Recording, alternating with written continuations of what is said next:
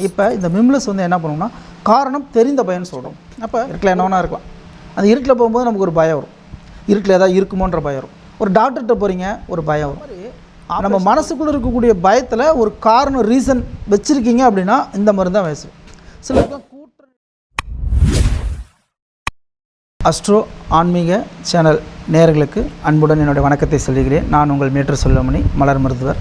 நம்ம அடுத்து பார்க்க போகிற மலர் வந்து பார்த்திங்கன்னா மிமுலஸ் அப்படின்ற பயம். இதுக்கு முன்னாடி நம்ம ஆஸ்பன் அப்படின்ற ஒரு மலர் மருந்து பார்த்தோம். இப்போ மிமுலஸ் அப்படின்ற மலர் மருந்து பார்த்தோம்.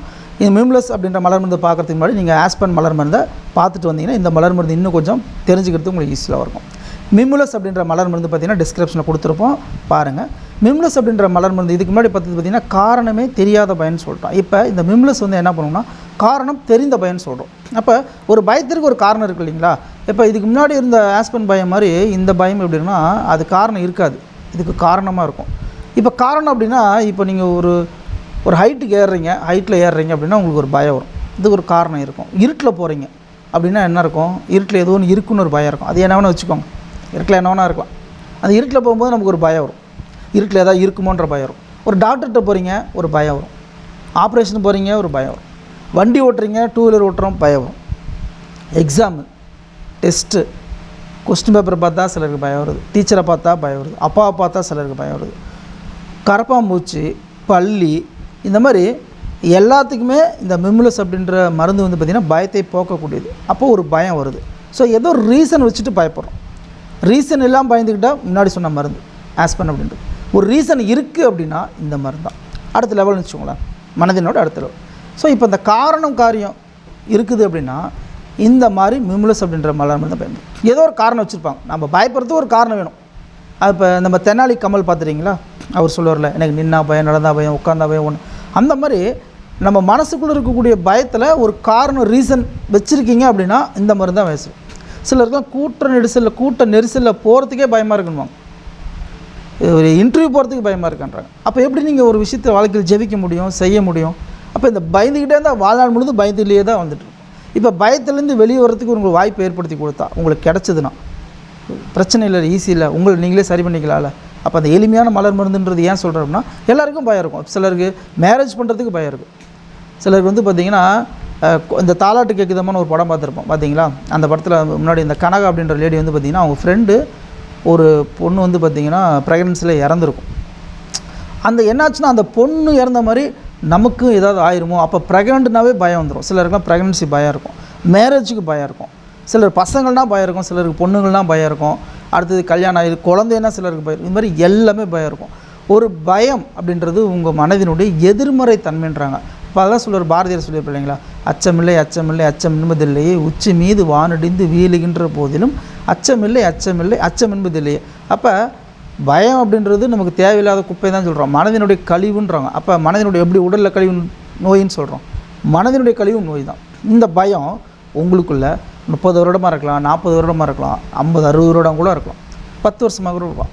நிறையா பேர்த்துக்கு பயந்துகிட்டே தான் இருக்கிற வாழ்க்கையில். இன்னுமே இந்த பயத்திலேருந்து வெளியேறும் தவிக்கிறோம். ஸோ அப்போ உங்களுக்கு இந்த மிமுலஸ் அப்படின்ற மலர் மருந்து ரொம்ப உதவி செய்யும். ஒரு சின்ன ஒன்று வயிற்று வலிக்குது, டாக்டர்கிட்ட போகிறீங்க, அவர் என்ன பண்ணுறாரு, ஏதோ ஒன்று சொல்கிறாரு, பயந்துட்டு தான் டாக்டர்கிட்ட போகிறோம். அவர் சொல்கிறது கேட்டு இன்னும் நம்ம பயப்படுறோம், பயம் அதிகமாகுது. இப்போ பயப்படாமல் தைரியமாக அதை ஃபேஸ் பண்ணுறது வந்து பிரச்சனை இல்லை. நம்ம ஏன் அவ்வளோ கஷ்டப்பட்டுருக்கோம்? எல்லாருக்குமே பெரும்பாலான நோய்களுக்கு காரணம் பயம்தான். அப்போ இது அடுத்த மருந்து இருக்குது, அதுதான் நீங்கள் மரண பயம்லாம் வரும். இது வந்து ஜென்ரலான பயம். ஒரு சின்ன கட்டி வந்துச்சுன்னா கூட ஒருவேளை இது கேன்சராக இருக்குமோ, ஏதாவது நம்ம பயந்துக்கிறோம் இல்லைங்களா, அந்த பயத்துலேருந்து வெளியில் வரதுக்கு தான். அவர் நீங்கள் டாக்டர்கிட்ட நெஞ்சு வலிக்குதுன்னு சொல்லிட்டு டாக்டர்கிட்ட போகிறீங்க, அவர் செக் பண்ணி பார்த்துட்டு எல்லாம் சொல்கிறாரு, ஒன்றும் இல்லைங்க சரியாகிடுச்சிங்க, இருந்தாலும் எனக்கு பயமாக இருக்குது. நீங்கள் நிறைய யூடியூப் வீடியோஸ்லாம் பார்க்குறோம், நிறைய பேர் சொல்கிறாங்களே, நெஞ்சு வலிச்சதுன்னா இந்த மருந்து போடுங்க, உங்களுக்கு ஏதாவது பிரச்சனை ஆயிடுச்சு அவ்வளோதான், அது குணப்படுத்த முடியாது, எதையோ ஒன்று சொல்லி நம்மளை பயப்படுத்துகிறாங்க. எல்லாமே ப்ரோக்ராம்டு மைண்டுன்னு சொல்கிறோம். நம்மளை யாராவது ஒருத்தர் ப்ரோக்ராம் பண்ணி வச்சுருப்பாங்க. இந்த ப்ரோக்ராம்னா எப்படின்னா கம்ப்யூட்டர் எப்படி ப்ரோக்ராம் பண்ணுறோம், அதே மாதிரி நம்ம மனசை நிறைய பேர் ப்ரோக்ராம் பண்ணி வச்சுருப்பாங்க. இந்த பயத்தையும் அப்படி தான் ப்ரோக்ராம் பண்ணியிருப்பாங்க. இப்போ உதாரணத்துக்கு பாருங்கள், ஒரு சின்ன குழந்தையாக இருக்குது, ஒரு பெரியவங்களாக இருக்காங்க, அப்புறம் குட்டி குழந்தைலேருந்து நம்ம இப்போ ஒரு 40 வருடம் இருக்குன்னு ஒரு உதாரணம் சொல்கிறோம். 40 வருடமாக இருக்கிற ஒரு வாழ்க்கையில் வந்து பார்த்திங்கன்னா இந்த பயம் எங்கே ஏற்படுதுன்னா சின்ன வயசில் பயம் எடுத்திருப்பாங்க. தண்ணியில் போய் குளிக்காத செத்து போயிடுவாங்க அப்படின்னு பயப்பட்டால் அவன் தண்ணியிலே குளிக்க மாட்டான். நிறைய பேர் நீச்சல் கற்றுக்கவே மாட்டேங்கிறாங்க. தண்ணியில் உளுந்து எந்திரிச்சு காப்பாற்றிட்டு அந்த பயம் இருந்தாலும் ஓகே தான். ஏதாவது உங்களை ஒரு வாழ்க்கையில் பயப்படுத்திகிட்டே இருப்பாங்க, எல்லாமே பயப்படுத்துவாங்க. இருட்டில் பேய் இருக்குன்னு சொல்கிறாங்க இல்லைங்களா, போய் அங்கே போனால் பேய் இருக்கும், அந்த பக்கம் போகாது.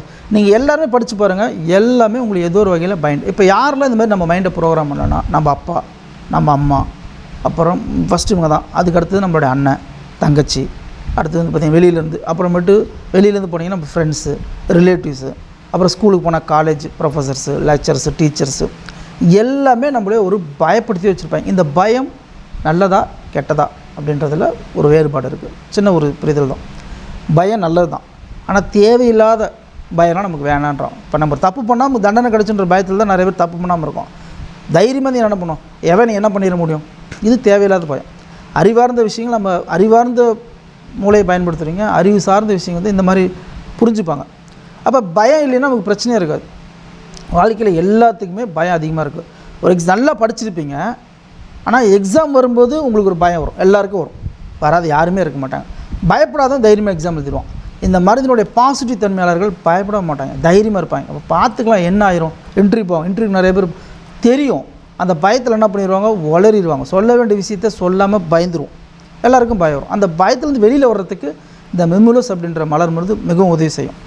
அப்போ பயம் தேவையான நீங்களே முடிவு பண்ணிக்கோங்க. இந்த பயத்துலேருந்து நிறைய பேருக்கு வெளியே தெரியாத பயம். இப்போ கரப்பாம்பூச்சிக்கும் நிறைய பேர் பயப்படுவாங்க, பள்ளிக்கு பயப்படுவாங்க, பாத்ரூம்லாம் போக மாட்டாங்க. பாத்ரூமில் போகணும்னா போக மாட்டேன்னுவாங்க நிறைய பேர். ஏன் அப்படின்னா அங்கே கரப்பாம்பூச்சி இருக்கும், பள்ளி இருக்கும். இவ்வளோ பெரிய உருவம், ஆனால் அந்த குட்டி கரப்பாம்பூச்சிக்கு பயப்படும், பள்ளிக்கு பயப்படுது. எல்லாருக்கும் நிறைய பேர்த்துக்கு வரும். ஏன்னா சின்ன வயசில் நமக்கு தெரிஞ்சது தெரியாமலோ அண்ணனோ தம்பி யாரோ ஒருத்தர் இந்த கரப்பாம்பூச்சி மேலே இப்போ ஒரு குட்டி குழந்தை கரப்பாம்பூச்சி பிடிச்சி விளையாட போகும். ஆனால் ஐயோ கரப்பாம்பூச்சி ஏதாவது பண்ணிடும், நீ தப்பு பண்ணி இங்கே பாரியா ஒழுங்காக சாப்பிட்னா கரப்பாம்பூச்சிக்கு மேலே போட்டுருவேன். இந்த ஆஸ்பன் பயம் மாதிரி இப்போ என்ன பண்ணுறாங்க, க்ரியேட் பண்ணுறாங்க. ஃபஸ்ட்டு பயம் ஸ்டேஜ் அதுதான். அடுத்த ஸ்டேஜ் தான் மெமுலஸாக மாறும். அப்போ யாரையாவது பார்த்து பயந்துக்கணும். இப்போ கரப்பாம்பூச்சின்னா பயம். இப்படி தான் பள்ளி, இதெல்லாமே வந்து உங்களுக்கு பாம்பு. ஒரு குழந்தைகிட்டலாம் குட்டி குழந்தை பாம்பு பிடிச்சி இறுக்கி பிடிச்சி விளையாட போகுது, அது தெரியாது இல்லையா?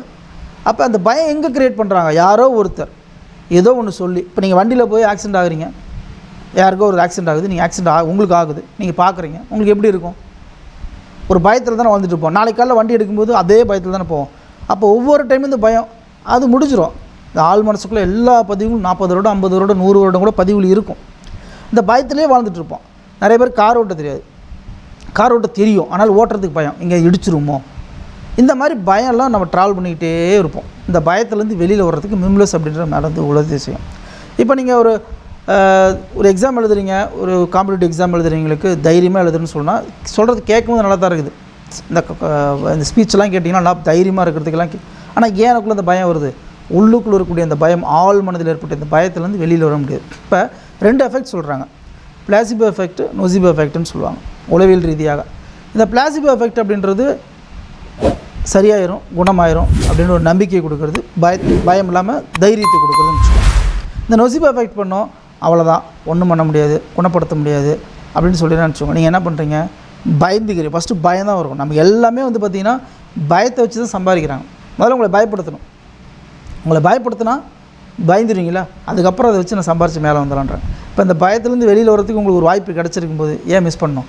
பயம் இருக்குதா, நேராக போங்க, மெமுலஸ் அப்படின்ற மலர் மருந்து வாங்குங்க, பயன்படுத்துங்க. பயம் இல்லாமல் தைரியமாக வாழ்க்கையை ஃபேஸ் பண்ண எதிர்கொள்ளலாம், தைரியமாக எதிர்கொள்ளலாம். எங்கே போகிறோம், ஏன் இப்படி பயந்து நம்ம சாகணும்?